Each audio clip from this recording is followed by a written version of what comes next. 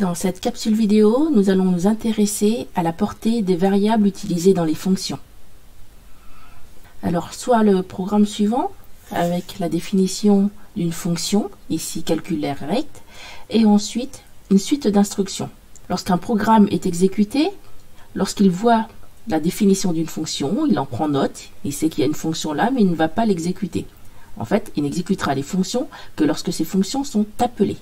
Donc le programme va commencer par cette instruction-là, x1 égale 7, pouce est égal à 2, x2 égale à 10. Donc, il va affecter à ces variables x1 7, pouce 2 et x2 10. Ici, nous faisons appel à la fonction calcul R rect avec comme argument x2, pouce fois 3, x1 et 2 fois 2, et 2 plus 2. x2 vaut 10, c'est ça qui sera passé au premier paramètre de la fonction. Pouce vaut 2, et 2 fois 3, ça fait 6.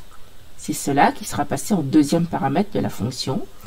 Ensuite, x1 vaut 7, et c'est ça qui sera passé au troisième paramètre de la fonction. Et enfin, 2 plus 2 vaut 4, et c'est ça qui sera passé au quatrième paramètre de la fonction.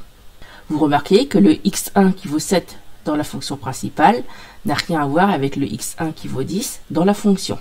Ce qui compte pour la fonction, c'est l'ordre dans lequel sont passés les paramètres, indépendamment de noms éventuels de variables qui auraient pu être utilisés lorsqu'on arrive dans cette fonction. La fonction travaille indépendamment de ce qui se passe ailleurs. Donc elle aura son propre espace mémoire pour ces variables, donc avec x1 qui vaut 10, y1 qui vaut 6, x2 qui vaut 7 et y2 qui vaut 4.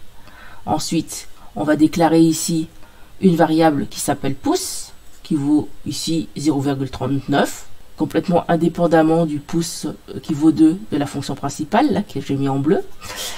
Et ensuite, il va calculer donc l'air en faisant le calcul x1 moins x2 fois y1 moins y2, ça vaut 6. Est-ce que 6 est strictement inférieur à 0? Non. Donc on passe directement ici. R est égal à R fois pouce. R est égal à 6 fois 0,39, ce qui fait 2,34. Et cette R, qui vaut 2,34, à la fin de la fonction, par le return, est renvoyée à la fonction appelante et remplace donc l'appel de la fonction calcul R rect. Et donc là, la variable R total se voit affectée de 2,34. Nous sommes revenus dans le contexte des instructions principales.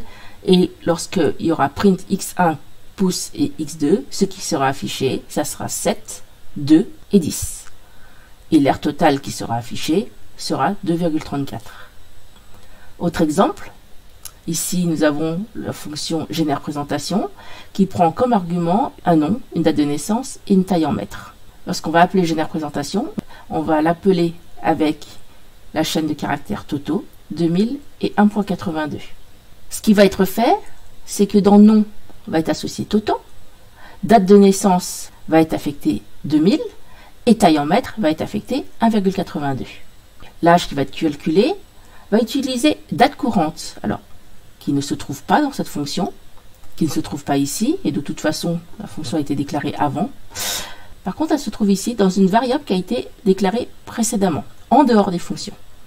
Alors, ces variables-là, qui sont déclarées avant la fonction et en dehors de la fonction, est ce qu'on appelle des variables globales. Elles peuvent être utilisées par la fonction, mais elles ne peuvent pas être modifiées. Donc c'est en simple lecture.